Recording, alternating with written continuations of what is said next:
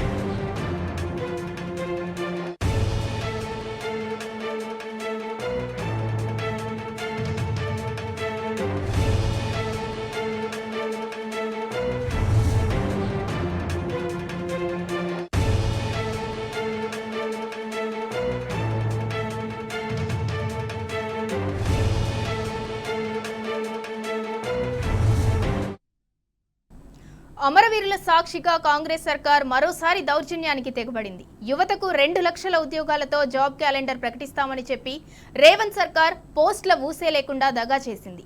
ఇదెక్కడి దుర్మార్గమని ప్రశ్నించిన బీఆర్ఎస్ నేతలపై నిండు అసెంబ్లీలోనే బూతులతో దాడికి తెగబడింది. సర్కార్ తీరుకు నిరసనగా వాకౌట్ చేసిన బీఆర్ఎస్ గన్ పార్క్ లో యువత కోసం పోరాటానికి దిగింది. శాంతియుతంగా ఆందోళన చేస్తున్న బీఆర్ఎస్ నేతలపై రేవంత్ సర్కార్ పోలీసులతో జులుం చేసింది. దుర్మార్గంగా గులాబీ నేతలను పోలీసులు అరెస్ట్ చేశారు.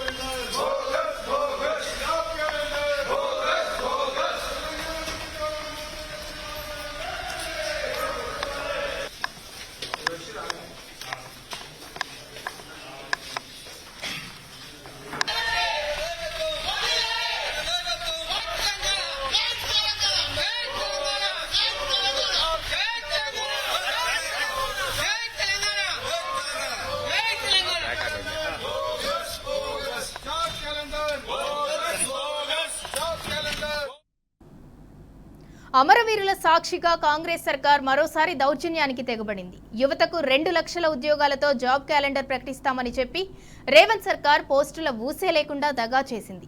ఇదెక్కడి దుర్మార్గమని ప్రశ్నించిన బీఆర్ఎస్ నేతలపై నిండు అసెంబ్లీలో బూతులతో దాడికి తెగబడింది. సర్కార్ తీరుకు నిరసనగా వాకౌట్ చేసిన బీఆర్ఎస్ గన్ పార్క్ లో యువత కోసం పోరాటానికి దిగింది. శాంతియుతంగా ఆందోళన చేస్తున్న బీఆర్ఎస్ నేతలపై రేవంత్ సర్కార్ పోలీసులతో జులుం చేసింది. దుర్మార్గంగా గులాబీ నేతలను అరెస్ట్ చేశారు. వారందరినీ పోలీసు వాహనంలో తెలంగాణ భవన్ కు తరలించారు.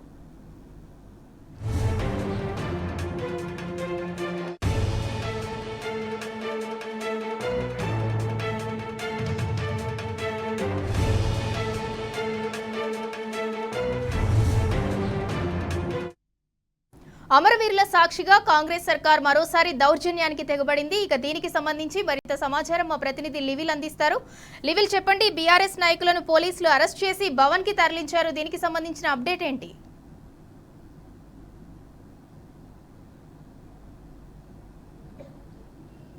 ఇవాళ ఏదైతే రాష్ట్ర శాసనసభ సమావేశాలు కొనసాగుతున్నాయి, గత 9 రోజులుగా కొనసాగుతున్న నేపథ్యంలో అనేక హామీలు అధికారంలోకి వచ్చే ముందు ఇచ్చినప్పటికీ ఇవాళ ఒక్క హామీ కూడా నెరవేర్చకపోవడంతో బీఆర్ఎస్ పార్టీ నిలదీసింది శాసనసభ వేదికగా. ఇవి బడ్జెట్ సమావేశాల్లో దేనికి కూడా సరిపడా నిధులు కేటాయించకపోవడంతో ఇవాళ వారు ఇచ్చిన హామీలన్నీ కూడా ఉత్త హామీలే అని మరోసారి నిరూపితమైన ఈ నేపథ్యంలోనే ఇవాళ జాబ్ క్యాలెండర్కి సంబంధించి శాసనసభలో ఒక స్టేట్మెంట్ ఇచ్చారు డిప్యూటీ సీఎం బట్టి విక్రమార్క. ఈ నేపథ్యంలో జాబ్ క్యాలెండర్ ఉత్త బోగస్ అని మరోసారి నిరూపితమైంది శాసనసభ వేదికగా. జాబ్ క్యాలెండర్పై స్పష్టత ఇవ్వాలి, జాబ్ క్యాలెండర్పై చర్చ చేయాలని చెప్పేసి బీఆర్ఎస్ ఎమ్మెల్యేలు పట్టుబట్టారు. బీఆర్ఎస్ ఎమ్మెల్యేలు పట్టుబట్టిన నేపథ్యంలో కనీసం ఇది స్టేట్మెంటు, మేము శాసనసభ రూల్స్ ప్రకారం మేము స్టేట్మెంట్ ఇచ్చాం, మీకు జాబ్ నోటిఫికేషన్ సంబంధించి విధి విధానాలు మేము చెప్పలేము అని చెప్పేసి కూడా దబాయించిన పరిస్థితి వాళ్ళ శాసనసభలో కనిపించింది. ఈ నేపథ్యంలోనే బీఆర్ఎస్ ఎమ్మెల్యేలు కొంత నిరసన తెలిపే ప్రక్రియ మొదలుపెట్టారు. నిరసన తెలిపే క్రమంలో దానం నాగేందర్కి సంబంధించి ఏదైతే పార్టీ ఫిరాయింపు చేసి కాంగ్రెస్ పార్టీలో చేరిన దానం నాగేందర్కు మైక్ ఇచ్చి ఆయనపై చర్చ, ఆయన అనవసరంగా బీఆర్ఎస్ ఎమ్మెల్యేలను రెచ్చగొట్టే ప్రయత్నం చేశారు. బీఆర్ఎస్ ఎమ్మెల్యేలను రెచ్చగొడుతూ ఒక వివాదాస్పదమైన వ్యాఖ్యలు చేశారు.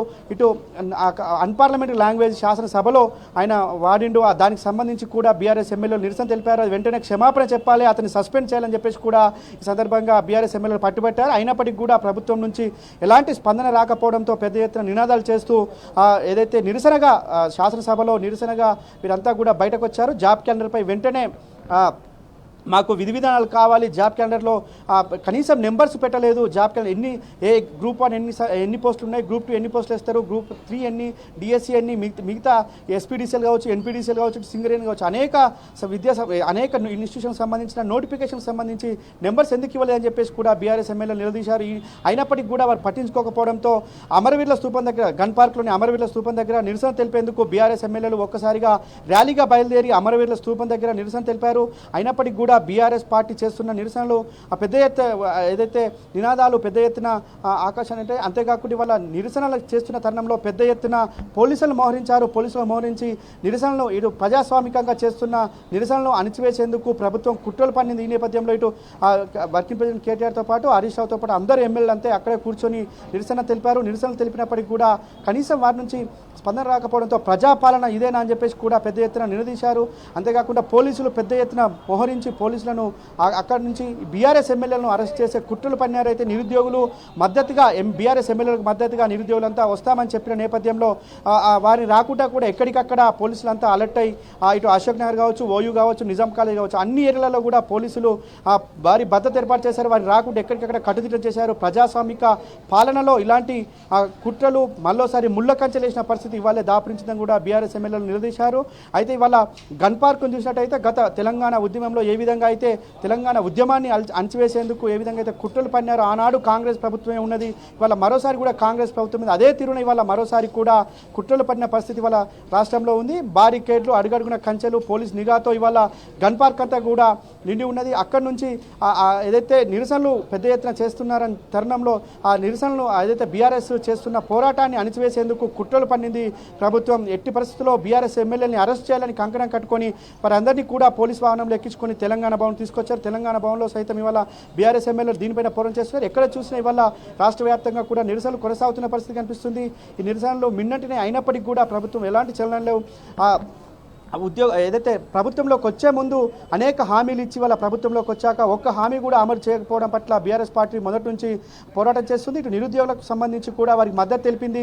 ఏదైతే గతంలో బట్టి విక్రమార్క సైతం అసెంబ్లీలో నిండు శాసనసభలో ప్రతిపక్ష హోదాలో 1:100 గ్రూప్ 1 మెయిన్స్కి సంబంధించి చెప్పారు. కానీ వాళ్ళ 1:100 ఇస్తామని చెప్పి ఏదైతే వారు చెప్తున్న హామీలు ఒకటి కూడా అమలు కాకపోవడంతో బీఆర్ఎస్ పార్టీ పూర్తిగా మద్దతు తెలుపుతూ నిరుద్యోగుల పక్షాన పోరాటం చేస్తుంది. ఖచ్చితంగా ప్రభుత్వం దిగి వచ్చే వరకు కూడా మేము పోరాటం చేస్తాం.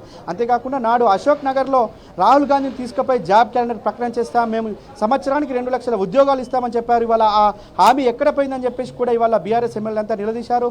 అమరవీరుల సాక్షిగా ఇవాళ బీఆర్ఎస్ పార్టీ పోరాటం చేసింది. వారికి ఏదైతే నిరుద్యోగులు ఉన్న వారందరికీ కూడా మద్దతు తెలిపింది. ఖచ్చితంగా ఇలా శాసనసభలోనే మీరు హామీలను బుట్టబయలు చేస్తే రేపు మీరు ఎలా అమలు చేస్తారని చెప్పేసి కూడా ఇవాళ బీఆర్ఎస్ పార్టీ పోరుబాట పట్టింది. ఈ నేపథ్యంలో బీఆర్ఎస్ ఎమ్మెల్యేలు అందరూ కూడా పోరాటం చేసినప్పటికీ అయినప్పటికీ కూడా ప్రభుత్వం ఎలాంటి చలనం రాకపోవడంతో ఈ నిరసనలో మరింత కొనసాగినాయి. అంతేకాకుండా ఇవాళ ప్రజాభవన్లో సైతం 46 జీవోకి సంబంధించిన ఎవరైతే అభ్యర్థులు వారంతా కూడా పొద్దుటి నుంచి కూడా నిరాహార దీక్ష చేస్తారు. అయినా ప్రభుత్వంపై చీమ కుట్టినట్టు కూడా లేదు. ఇవాళ ఎక్కడ చూసినా నిర్బంధాలు, అరెస్టులు, అక్రమ అరెస్టులు, హౌస్ అరెస్టులు కనిపిస్తున్నాయి. నాడు తెలంగాణ ఉద్యమంలో ఆనాడు కాంగ్రెస్ పార్టీ 10 సంవత్సరాల నుండి ఏ విధంగా అయితే ఉద్యమాన్ని అణచివేసే కుట్రలు చేసిందో ఇవాళ మరోసారి కూడా అదే విధంగా కుట్రలు చేసేందుకు కాంగ్రెస్ పార్టీ కంకణబద్ధులైనట్టు కనిపిస్తుంది. ఇవాళ కాంగ్రెస్ ప్రభుత్వం చేసిన కుట్రలను భగ్నం చేసేందుకు బీఆర్ఎస్ పార్టీ నడుం బిగించింది. ఎట్టి పరిస్థితుల్లో వారు ఇచ్చిన హామీలన్నీ కూడా అమలు చేయాలని చెప్పేసి కూడా పోరుబాట పట్టింది. ఇవాళ బీఆర్ఎస్ పార్టీ ఎమ్మెల్యేలంతా కూడా గన్ పార్క్ వద్ద నిరసన చేసిన క్రమంలో వారిని అక్రమంగా అరెస్ట్ చేసి తెలంగాణ భవన్ తరలించిన పరిస్థితి కనిపిస్తుంది. సింధురా, అయితే లివిల్ గడిచిన 8 నెలలుగా కూడా చూసుకుంటే అంటే రేవంత్ సర్కార్ మొత్తం కూడా ఇందిరమ్మ రాజ్యము ప్రజాపాలన అంటూనే అంటే ప్రశ్నించే నాయకులని అసెంబ్లీ సాక్షిగా మొన్న మహిళా ఎమ్మెల్యేనైతే ఏముంది ఇవాళ బీఆర్ఎస్ నాయకులను అంటే ఇలా అనుచిత వ్యాఖ్యలు చేయడాన్ని ఎలా అర్థం చేసుకోవాలి? అండ్ అలాగే అంటే ఎవరు ప్రశ్నిస్తే వారందరినీ కూడా అరెస్ట్ చేయడము అంటే ఎంతమందిని అంటూ ఇలా అరెస్ట్ చేసుకుంటూ పోతారు?